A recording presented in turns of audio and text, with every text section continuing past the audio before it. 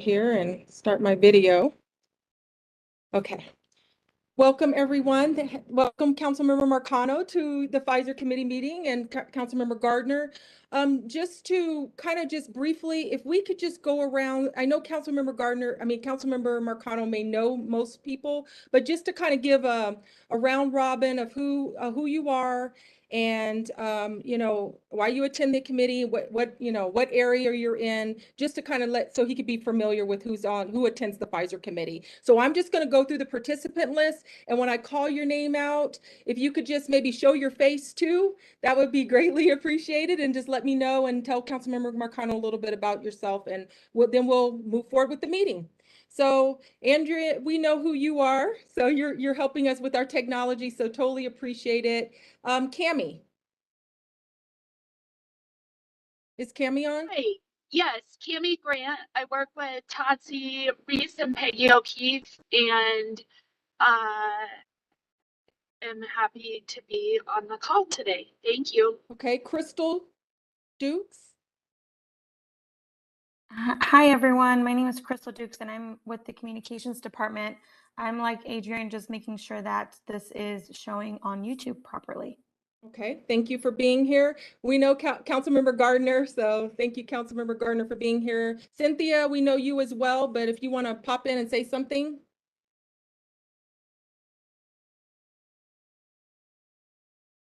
I'm coming on there. Thank you. I obviously work with the city manager's office, and I am part of the team with Roberto and Hannah and an admin. Okay, thank you. And then George, we know who you are, but if you want to go ahead and. Good afternoon, everyone. How are you? Fine, how are you? Good. Oh, my camera's not on. What's going on? We know what you look like. Okay. It's on, I promise. I don't know what's wrong. Okay. It's the little slider at the top of your laptop, George. There we go. There it is. At least your laptop is working. Mine isn't. I'm on my Mac, so. I've got my Hawaiian theme today. Nice. Well, thank you for being here, George. And then Hannah, you're not a new addition to our Pfizer committee, but introduce yourself as well. Sure. Hi, everyone. Hannah Smith, Intergovernmental Relations Manager. Okay, and then we got Josh. Josh helped us out before Hannah. So Josh, go ahead and introduce yourself. I guess you're going to be giving the water update today. That's correct, CM Lawson. Hi, everyone. My name is Joshua Godwin. I'm with the Water Department. Usually Kathy Kitzman would be doing this, but she's out today. So happy to be here. We appreciate you. And then lastly, Lori, can you introduce yourself? I know you're going to be giving an update, but just introduce yourself. You're on mute. There we go. Sorry about that. I think I would know this by now. Good afternoon, City Council Member Marcano. I'm very excited to work with you and so glad you joined the committee. My name is Laurie Hedinger, and I work with Holland and Knight and represent the city in Washington, D.C. Okay. And I think that's everybody that I have on here. So let's go ahead and move. We miss Peggy. Oh, Peggy why would I miss Peggy? Oh, Peggy. Sorry about that. Go ahead, Peggy. Thank you. Apologies. Peggy's gonna kill me for that. I'm at the airport, so sorry if there's a little background noise, just getting back from Council of State Governments. So yes, I do lobbying with Cammie and Tatsi, and we're at the State House representing the city, and pleased to see you on the committee today. And then Tatsi, I can't forget you as well, so. Hi, everybody. I'm Tatsi Reese, and I represent the city at the State House. And unfortunately, I'm in Steamboat at a conference for another client, but happy to be here today. And welcome back to the committee, Councilmember Marcano. And then Trevor, we know who you are as well. So thank you for everyone being here. So let's go ahead and move forward with the meeting. We don't have any consent items. Approval of the minutes. Is there any changes, questions about the minutes, or can we move those forward? They were fine with me. Okay. I'll abstain since I wasn't on the committee. Okay. So we'll move those forward. We approve them and we'll move them forward, and I'll get a signature on there. So next, our state legislative update. Peggy, I guess Peggy, Cammie, and Totsi, however you guys are going to divvy it out. You bet. Just kind of wanted to share what's going on during the interim and what we've been up to since we got out mid-May.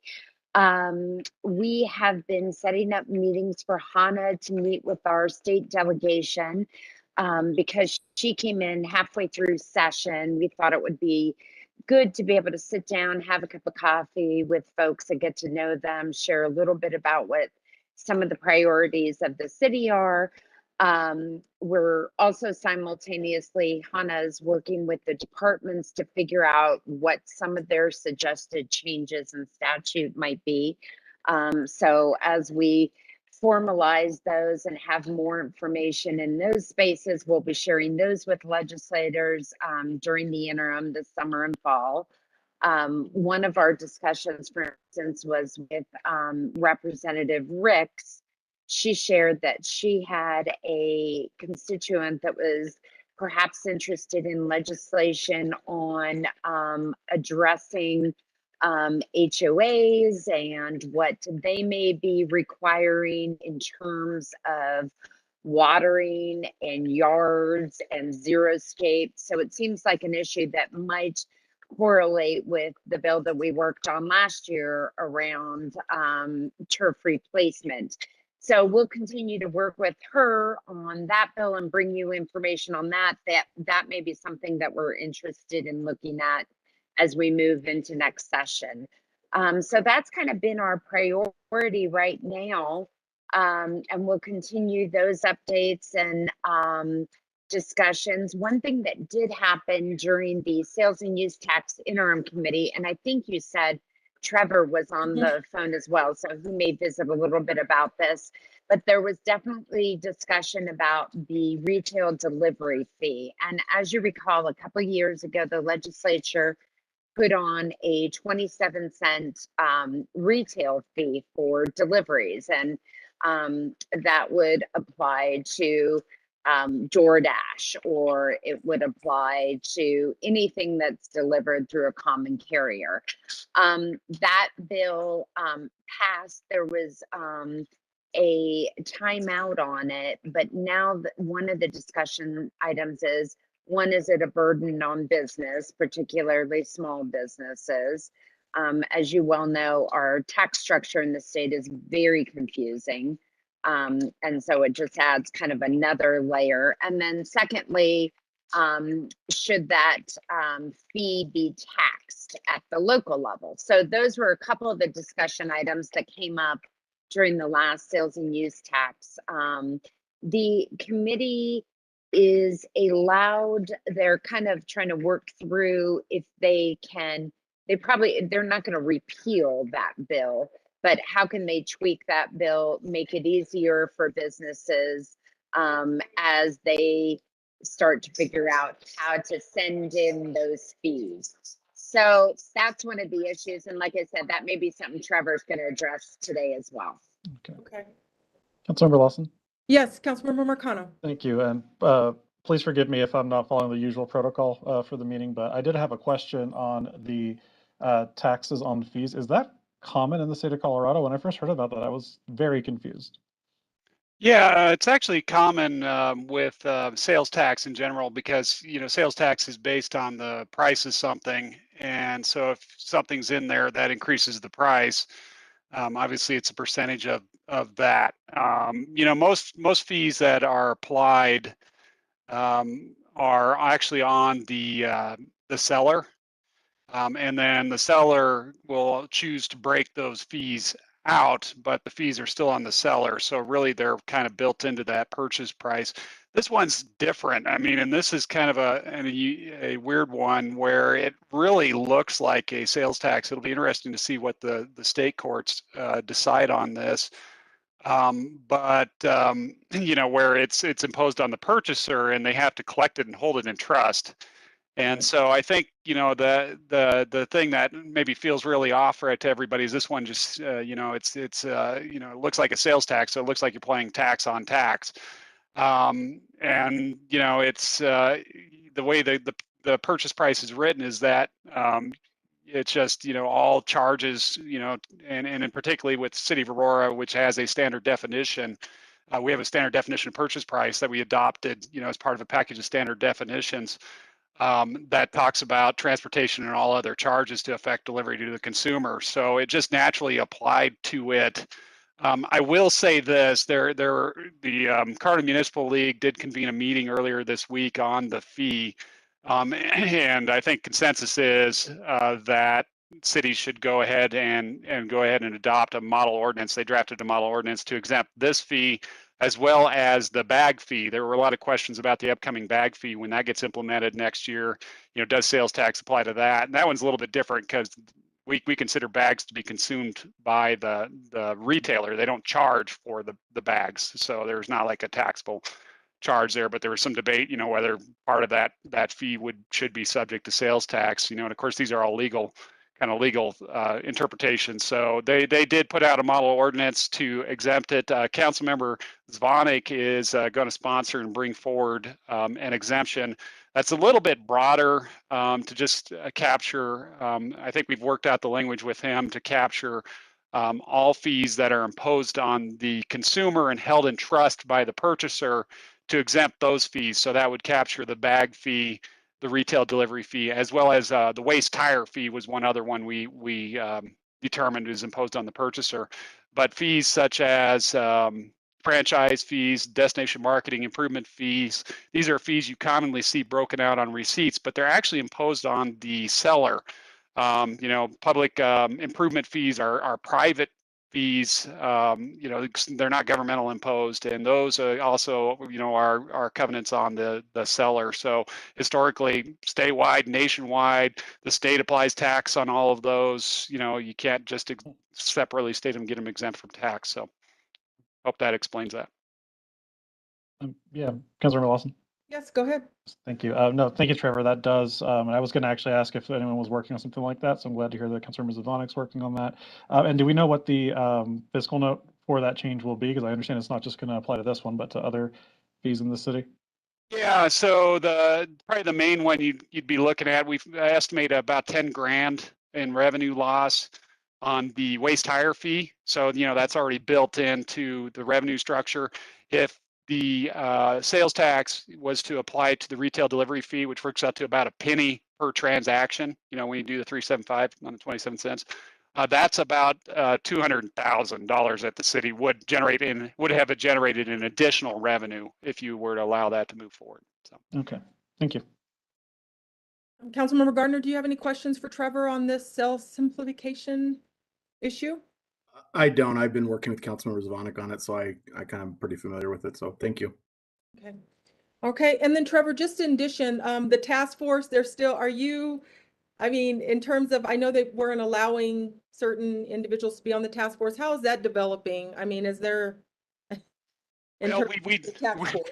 Yeah, from a month ago, we did finally get some progress, and I think we're about to go live with SUTS. They finally, the Department of Revenue put pressure on the vendor, and they came back around and completed the last element. So we should be going live here shortly. We gave them the green light to go. They just got to flip it on.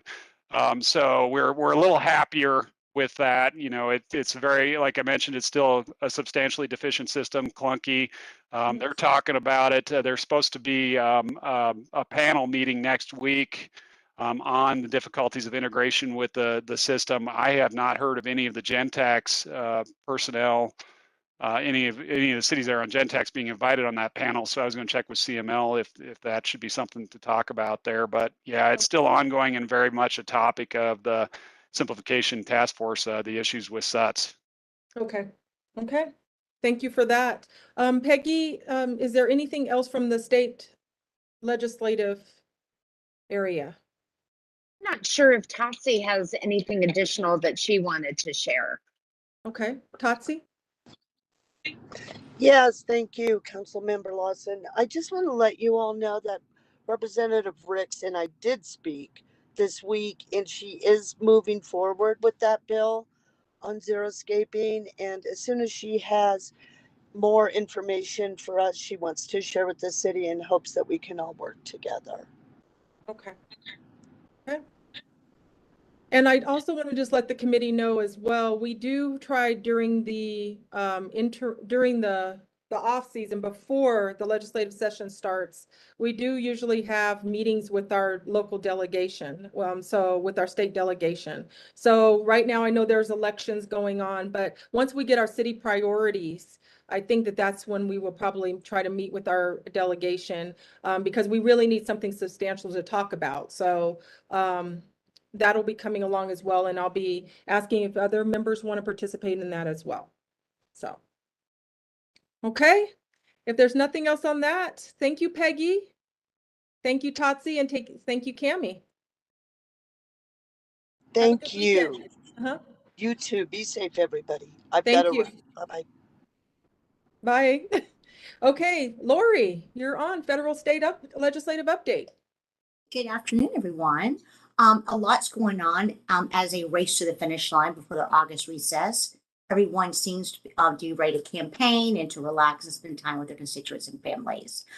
This past week, the House passed two monumental bills. First, a right to contraception. It's doubtful that this will pass in the Senate since most bills in the Senate require at least 60 votes. And then the House also passed the Respect for Marriage Act. And a number of House Republicans did vote for this bill. Leadership thinks on the Senate side they have enough votes. They need 10, and there's 5 Republicans who've already said they are going to vote in support of it. So that'll be interesting to see. I don't think they'll get to this bill before the August recess. That probably would come up when they return in September.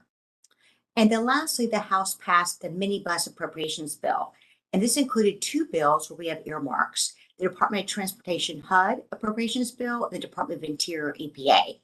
And as you recall, there's $2.8 million for our water line replacement program that Congressman Crow got for us in the Interior bill, and a $2.5 million earmark for the Martin Luther King Jr. Library that Crow also got for us. Oh, 2.5, I apologize.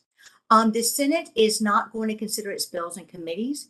Instead, it's going to put them online, publicize them end of next week. So as soon as I get those, I'll see if our earmarks that the 2 senators requested for us, which were these same 2, are included in the Senate bill.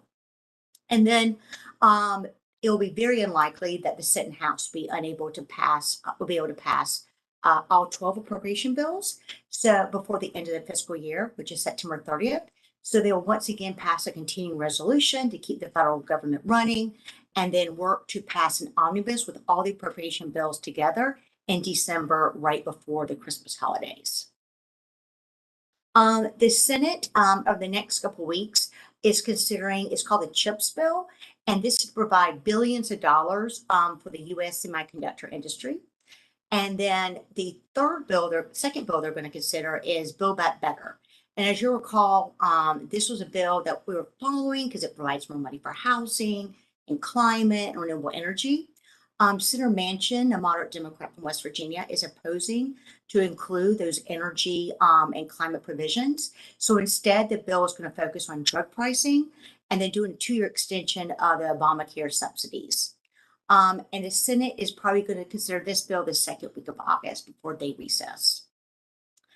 When they come back, they'll be in town for 2 weeks in September, so they can go back home and campaign for the midterm elections, and then come back after right after the election day week.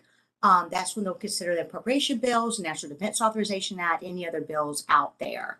It is looking increasingly likely that the House is going to come under Republican control.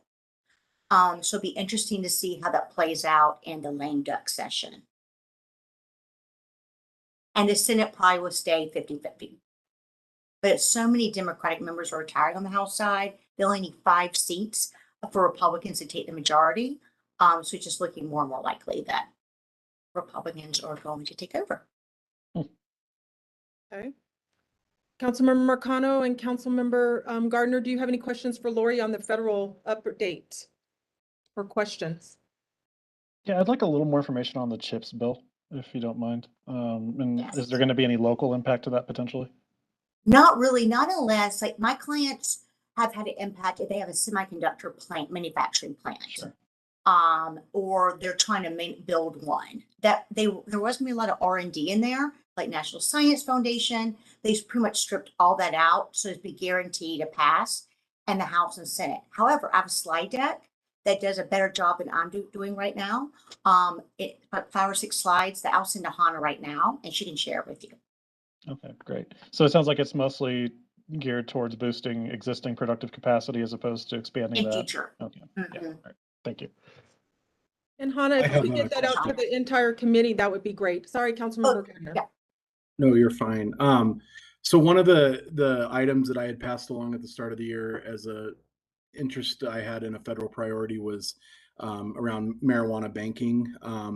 I read yesterday, well, I would prefer it to be legalized on the federal level, but it doesn't sound like that's going to happen. I read yesterday about Chuck Schumer's new bill that sounds like it's probably dead on arrival. And I know there's a couple of other different versions out there of kind of a full legalization, but has there been any traction at the very least on marijuana banking at all, or what is the status of that?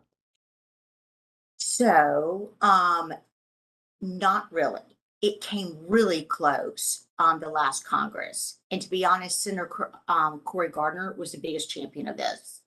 And so Senate Majority Leader McConnell at the time really tried, because he knew obviously Gardner lost, right? He was in a vulnerable seat, and tried to get more Republican support.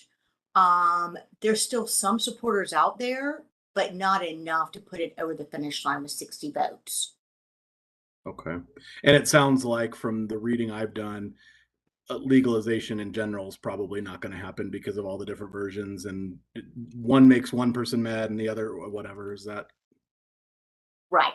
Yeah. Right. Okay. Anytime soon. It'll continually pass on the House side every single year. It really just depends. I mean, it can't pass it, and the Democrats have control of the Senate right now.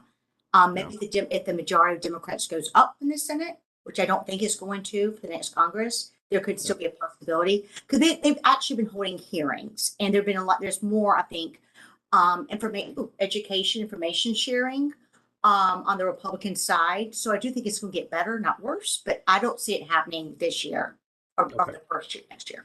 All right. Thank you. Okay. Thank you, Lori. Is there any other questions, Councilmember Marcano, that you may have for Lori? Okay. Thank you so much, Lori. Oh, go ahead. I'm sorry. I was just going to say the infrastructure bill, there continue to be, notice of funding opportunities out there for transportation and energy and environmental infrastructure. Joshua can maybe give you more of an update, but Aurora Waters is working with the state. Is it Department of Environmental Services? Like your version of EPA? Am I saying it right? Like your environmental agency at the state? But that was CDPHE, right? It'd be CDPHE. I'm not been vetted on that yet, I'm afraid. No. I meant who runs the environmental agency? What's it called in the state of Colorado? CDPHE, Colorado Protection of Health and Environment. It's a lot longer acronym than my other states. Okay. Anyway, they're pursuing some infrastructure money. It's through the state revolving loan fund. So they've been talking to them, and the good news is the state has said that some of the money can be given out as grants versus loans. So they're trying to negotiate that. It's not a done deal. They're trying to negotiate that as well with the the state. And then the Aurora Water has applied for a Water Smart grant, which Joshua is going to talk to you a little bit more about. Our whole delegation sent letters of support. That is for, helping us with our drought supply, our contingency plan, making sure we have the right reserves. And then there are a number of transportation infrastructure opportunities out there right now for bridges, railway crossings, Vision Zero, or comprehensive highway safety. And I have a spreadsheet that I've been updating every week. So I'll send that over to Hannah after this call, and she can send it to this committee to see what's out there. Okay. Thank you so much, Lori. I appreciate your updates as always. So thank you. Okay. Have a great weekend. Bye. Bye. Okay, Hannah, you're up. You're going to be talking about our lobbying contracts from the state and federal levels. So you're kind of going to give us an update and kind of give us a briefing on how that process is going to work. So. Yeah, so as many of you know, both contracts for the state and federal are up at the end of this year. So we are beginning to review the scope and plan for the RFP process for both of those. They have to go all the way back out. We're out of renewals for both sets of contractors. So right now I'm reviewing the scopes and services. You have copies of the current contracts in your backup. And the plan is to release the state in mid-August and then the federal one in early September.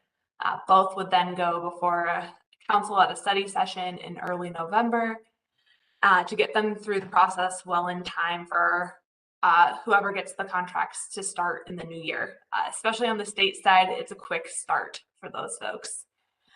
So you'll see in your memo, I proposed a staggered release for those just so we can keep them straight and have some convenience for our panelists to not be doing both at the exact same time.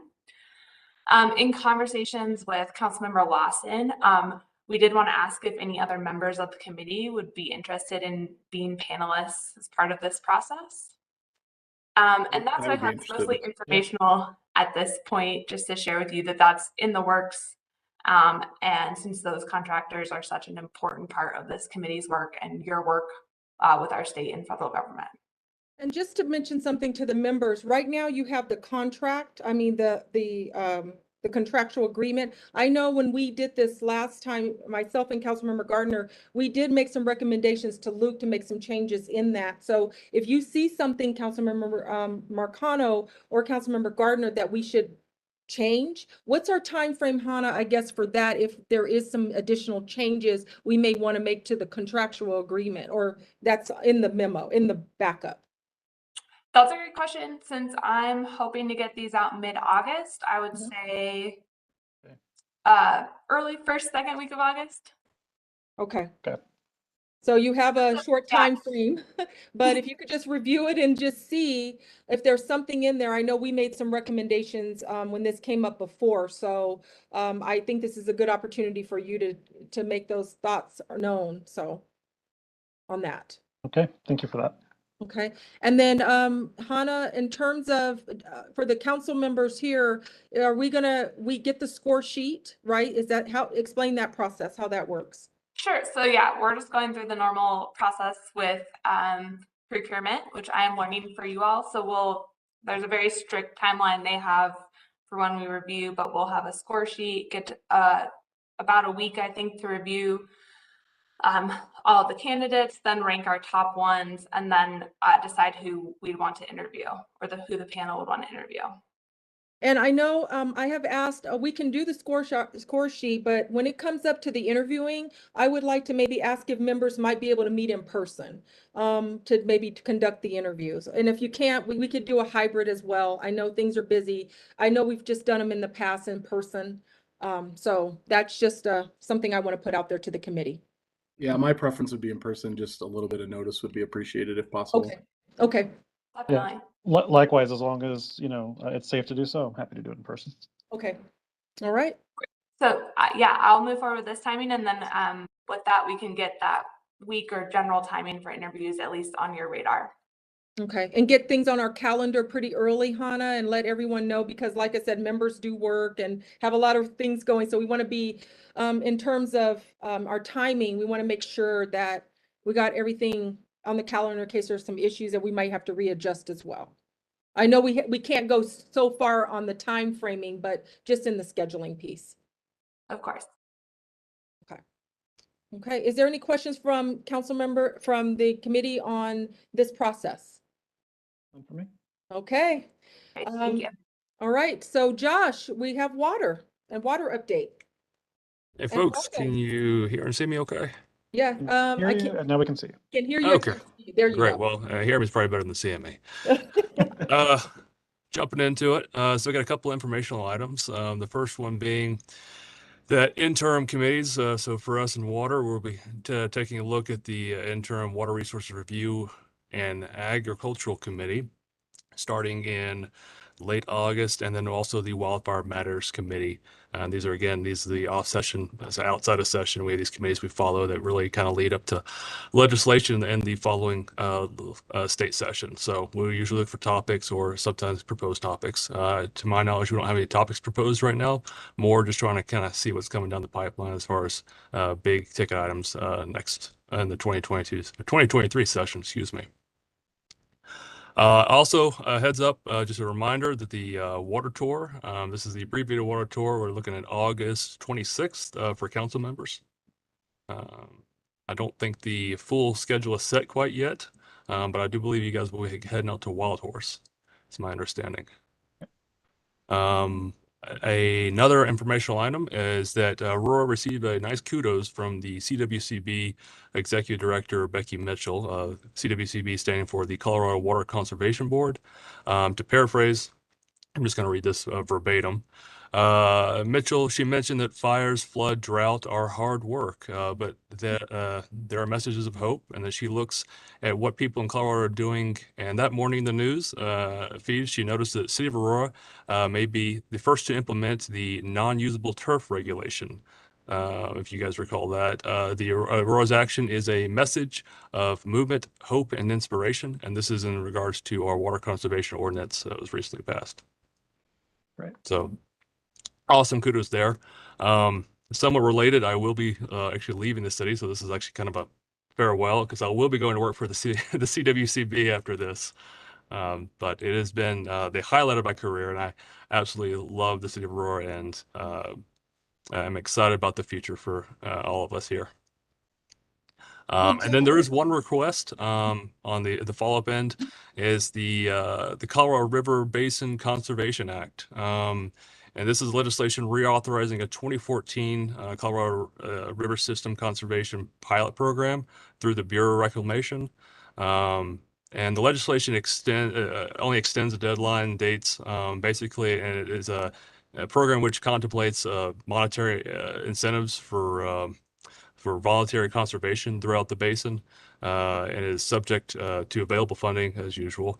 It is being sponsored by Hickenlooper and Barrasso, and our request, or the city's Aurora Water's request, is that we be able to send a letter of support with regarding this act.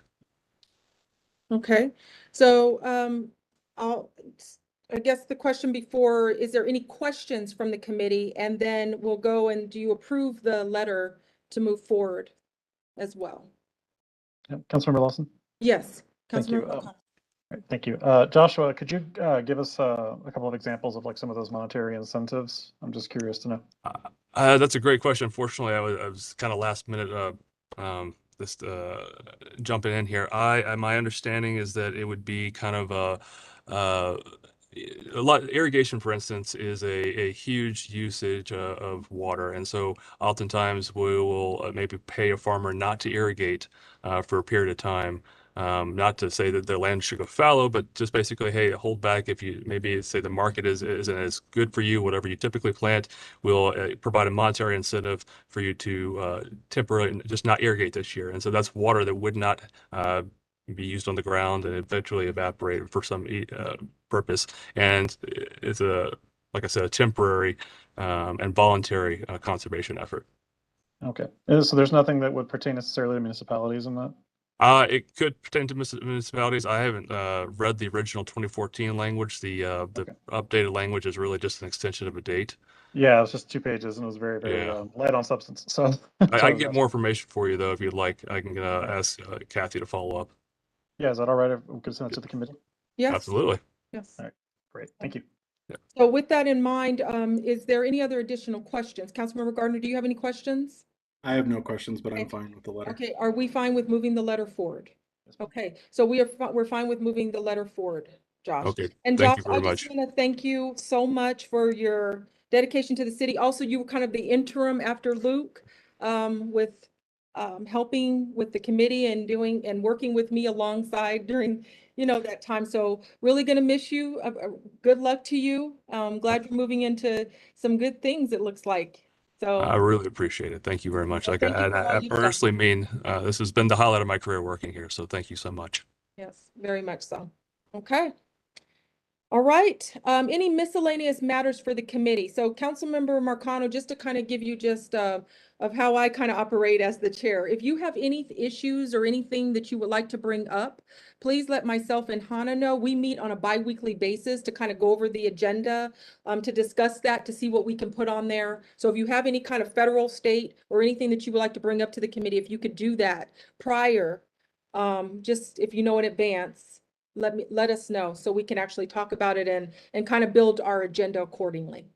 Okay, great. Will do. I do have a miscellaneous matter, though. It's really more of a question. Okay. So I noticed that this committee doesn't seem to upload items into eScribe. Oh, I thought we were Yeah. doing that.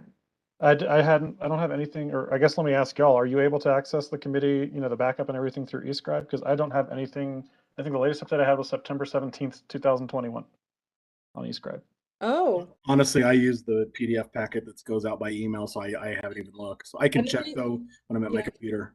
Yeah, and I will do that too, Councilmember Marcano, because we have so many different revisions up to the last minute. Sure. I think I used the most recent one that's on the computer, but I do, and I'm also concerned about the public one on the city. So I haven't been seeing the eScribe, but is there any way anyone can address that issue and to see if we can get these on eScribe?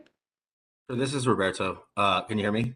Yes. Yeah. So yeah, we had. It's funny that you mentioned this, Councilmember Marcano. We had just gotten a conversation with the clerk's office about getting some training for Cindy and Hannah and I on uploading these into eScribe. Part of the issue, as Councilmember Lawson mentioned, is we were doing PDFs because with the state legislative session, eScribe and the deadlines and the permissions and approvals really didn't work because we literally are revising the day before up until the minute to get updated backup material. So we ended up using just PDF attachments that were sent to the committee and then posted as part of the meeting backup to the public. But what we're going to do is start trying to find, because I think you can remove some of those elements in eScribe that require a lot of approvals and just have kind of Hannah and Cindy with approvals to put items up until the last minute with Angela to be able to review it.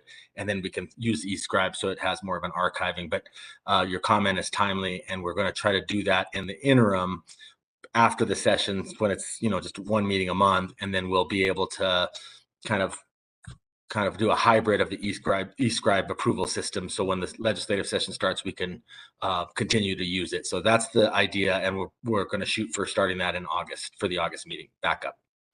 All right, great. Thank you. And thank you for bringing that up, Councilmember Marcano. I mean, during the legislative stuff, things are moving so fast. Yeah. Every 2 weeks we're meeting. So and things are up to the last deadline. So, but good point, and we'll work on that. So. All right, great. Thank you. Okay. Is there any other miscellaneous matters for consideration? Okay, our next meeting I have for August, I think it's August, I don't have my computer, I think it's August 26th. Am I at 1 o'clock? That's correct. Okay. Well, Wait, real quick. Go ahead, Councilman. Isn't that the date of the water workshop too? Oh, we might need to, There is. that's the date of the, That is so correct. we need to think about that. That's the date of the water tour. Yeah.